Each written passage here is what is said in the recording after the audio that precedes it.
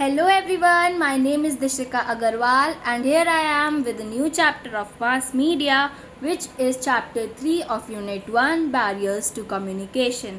तो पहले दो चैप्टर्स हम पहली दो वीडियोस में कवर कर चुके हैं और ये इस यूनिट का लास्ट चैप्टर है जो आज की वीडियो में पूरा छोटा सा चैप्टर है, तो पूरा चैप्टर आज की वीडियो में कंप्लीट हो जाएगा और फिर यूनिट 1 आपकी पूरी की पूरी पक्की एंड प्रिपेयर्ड हो जाएगी। इसके बाद अगर यू वांट क्वेश्चन आंसर्स तो मैं एक क्वेश्चन आंसर्स की भी वीडियो डालूंगी कि इससे क्या इंपॉर्टेंट क्वेश्चंस बन सकते हैं या फिर प्रैक्टिस क्वेश्चंस जो आपको इस चैप्टर से करने चाहिए, इस यूनिट से करने चाहिए।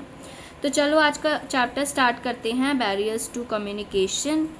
तो communication is not always smooth and clear. Communication हमेशा स्मूथ एंड क्लियर नहीं होती। ये ज़रूरी नहीं है कि हमने जो बोला है वो हमेशा सामने वाले पर्सन को समझ आ जाए। कभी कभी मिसअंडरस्टैंडिंग्स भी हो जाती हैं या फिर कुछ ऐसे इश्यूज हो जाते हैं जिनकी वजह से हमारा मैसेज वहाँ तक पहुँचता ही नहीं है और वो अपने आप ही अपने माइंड में सामने वाला सोच लेता है क्या था। और there are many reasons for this. इसके लिए बहुत सारे रीजन्स हैं कि क्यों हमारा कम्युनिकेशन कभी कभी इफेक्टिव नहीं होता और ख़राब हो जाता है। They are identified as barrier to communication, और इन्हें हम क्या बोलते हैं, बैरियर्स टू कम्युनिकेशन। मतलब बैरियर्स क्या, रोक देना किसी चीज़ को। पुलिस का बैरियर लगा होता है जैसे, तो बैरियर टू कम्युनिकेशन, कम्युनिकेशन को रोक देना, ये कम्युनिकेशन को इनइफेक्टिव बना देना। Barriers are difficult that come in the way of communication.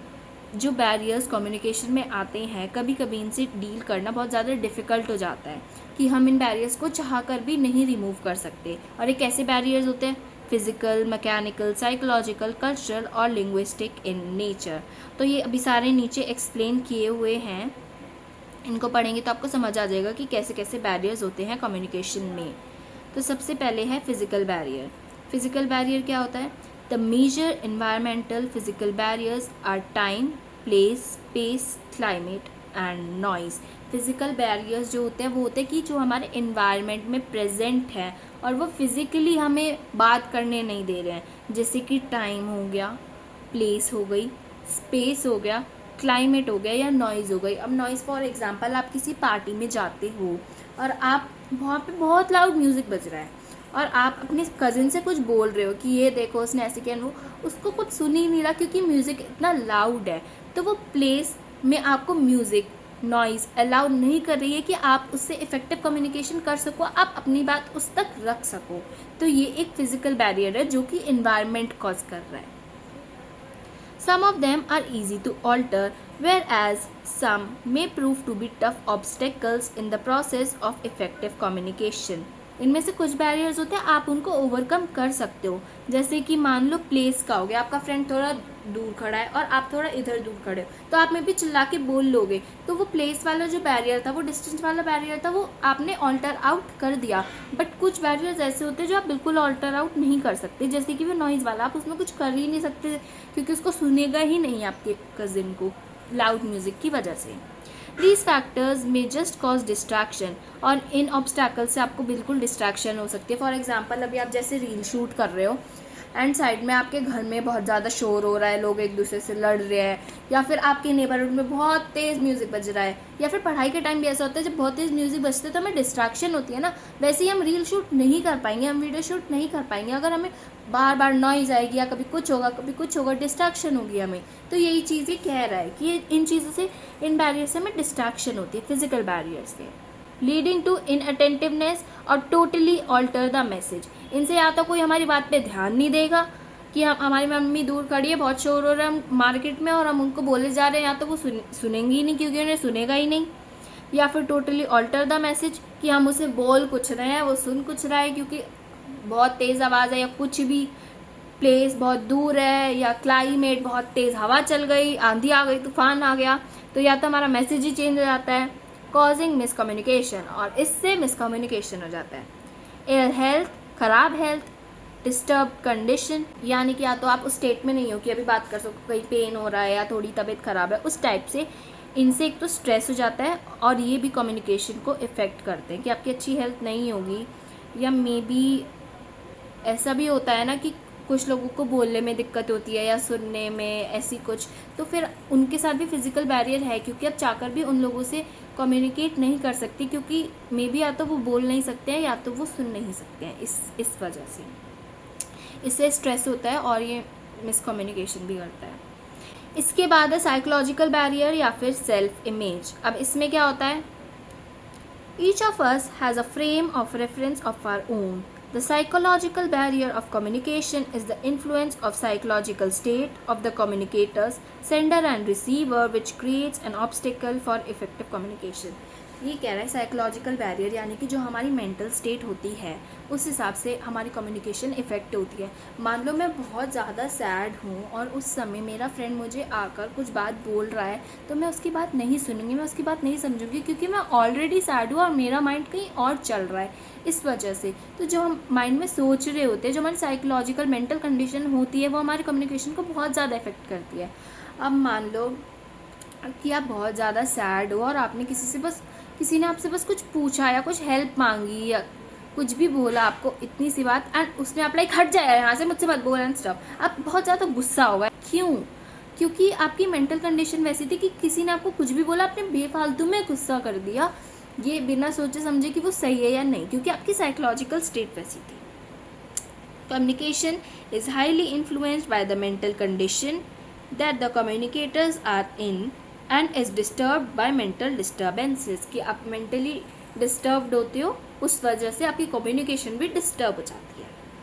If the people involved in communication are not emotionally well, they won't be able to communicate properly. अगर मैं आपसे कुछ बोल रही हूँ, मैं आपको अभी ये चैप्टर पढ़ा रही हूँ और आपके माइंड में कुछ और चल रहा है, तो मैं जो आपको बोल रही हूँ वो बिल्कुल समझ नहीं आएगा। अगर आपका ध्यान नहीं है इधर पूरी तरीके से और आपके माइंड में कुछ और चल रहा है, या आप सैड हो या फिर आप इमोशनली थोड़ा डिस्टर्ब्ड हो, इस टाइप से ये कह रही है। Every persons mind is unique, सबका माइंड यूनिक होता है।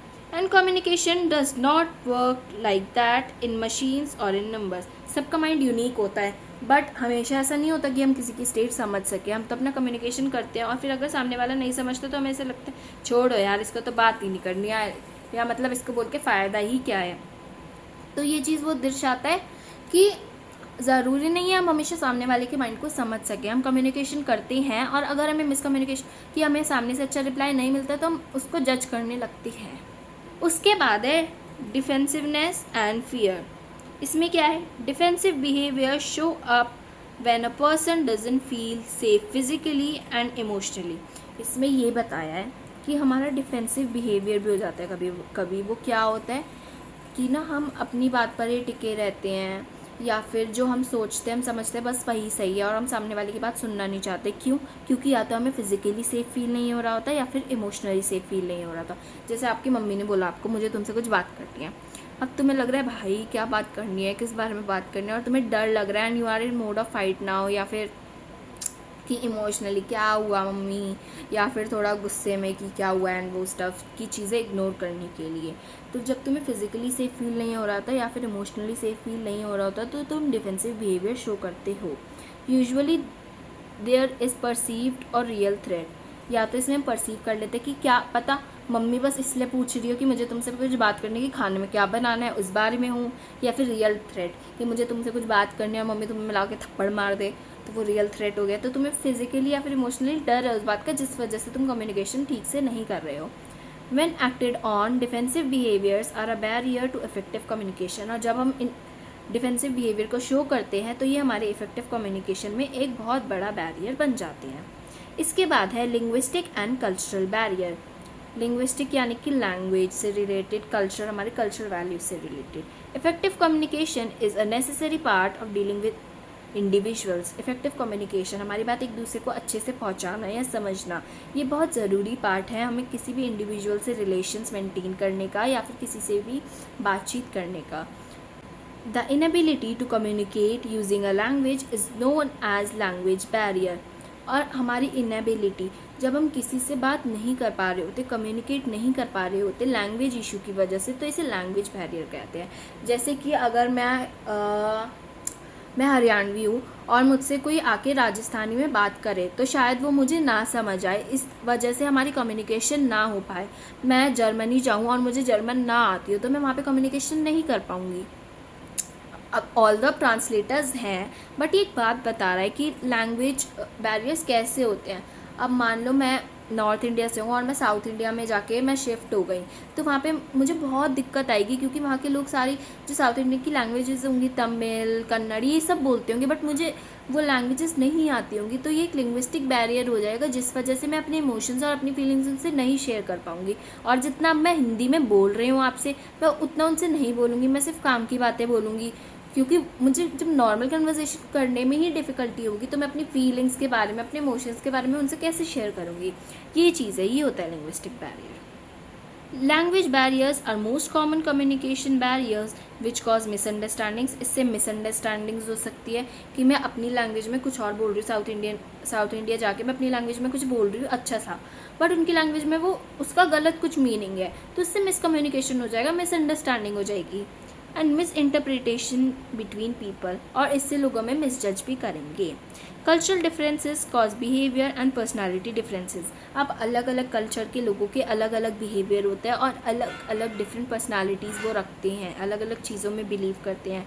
इस हिसाब से उनकी बॉडी लैंग्वेज, उनका थिंकिंग स्टाइल, वो कैसे सोचते हैं, उनका कम्युनिकेशन, वो कैसे कम्युनिकेट करते हैं, उनके मैनर्स, नॉर्म्स, वो किस चीज़ में बिलीव करते हैं, उनके कैसे डिसिप्लिन है, कैसा रूल है, कैसे मैनर्स हैं, वो कल्चर टू कल्चर वैरी करता है, जिसकी वजह से कल्चरल बैरियर भी कम्युनिकेशन में हो जाता है।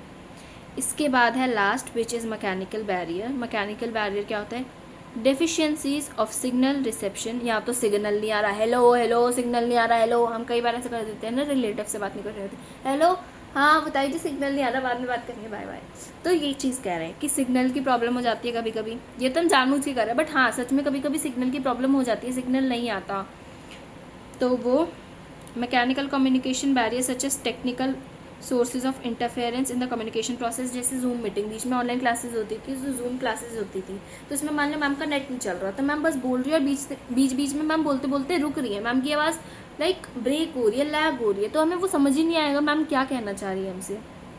ये बात technical problems. A mechanical barrier stems from a problem in machinery और इंस्ट्रूमेंट्स। अब जैसे माइक में भी दिक्कत हो सकती है, मान लो मैं एक पॉलिटिशियन हूँ और मैं बहुत बड़े लेवल पे जाके माइक में बोल रही हूँ कुछ, बट वो माइक ही नहीं चल रहा, या उसमें कुछ प्रॉब्लम है, मशीन, उसकी जो मशीनरी चीज़ है, उसका सेटअप है, उसमें दिक्कत है, उसके इंस्ट्रूमेंट, वो जो माइक वो इंस्ट्रूमेंट है उसमें दिक्कत है, तो उसकी वजह से भी कम्युनिकेशन करने में दिक्कत आएगी। कि मैं बोल रही हूँ हेलो भाइयों और बहनों, रुक गया माइक, सोचा है आज ऐसे, तो मतलब वो बीच बीच में बातें टूट जाएगी। क्यों टूट जाएगी? क्योंकि वो माइक ही नहीं चल रहा। Technical barrier. This is not limited to media form such as radio and television. ऐसा नहीं है ये बस टेलीविजन और रेडियो तक ही सीमित है कि बारिश आई तो वो कनेक्शन टूट जाता है ना टीवी का, तो टेलीविजन का कम्युनिकेशन हम नहीं ले पाते, या फिर रेडियो में मान लो सिग्नल चला गया या ऐसी कुछ प्रॉब्लम हो गई, वेदर ख़राब हो गया, तो रेडियो वाला हम सुन नहीं पा रहे कुछ भी, वो क्या बोल रहे हैं। ये बस इन टीवी और रेडियो तक ही सीमित नहीं है। It also includes machines use by those with hearing और स्पीच इम्पेयरमेंट्स। ये उन लोगों के साथ भी प्रॉब्लम है जो कि सुन नहीं सकते। जो सुन नहीं सकते वो लोग या तो हियरिंग एड्स लगाते हैं या स्पीच इम्पेयरमेंट्स लगाते हैं। तो अगर उनकी वो मशीन, वो जो चीज़ जिससे वो सुनते हैं, वो हेल्प, जिनसे उन्हें बोलने में हेल्प होती है, अगर उनकी वही चीज़ उस मशीन में डिफेक्ट हो जाएगा या वो मशीनरी, वो चीज़ ख़राब हो जाएगी, तो वो कम्युनिकेशन कैसे करेंगे? ऑब्वियसली उनको कम्युनिकेशन में प्रॉब्लम आएगी। तो ये चीज़ है, मैकेनिकल बैरियर अलग अलग तरीके से हो सकता है। और इसी के साथ हमारी पूरी यूनिट ख़त्म होती है। अगर आपको पूरी यूनिट अच्छे से समझ आई हो तो नेक्स्ट वीडियो ज़रूर देखना। नेक्स्ट वीडियो शायद साइकोलॉजी का होगा, which is part 2 of psychology. अगर आपके पास साइकोलॉजी है तो ज़रूर देखना और मुझे कमेंट सेक्शन में बताना वीडियो कैसी लगी, और इसके क्वेश्चन आंसर्स मैं बहुत जल्दी लाने का ट्राई करूँगी। Thank you everyone, bye bye.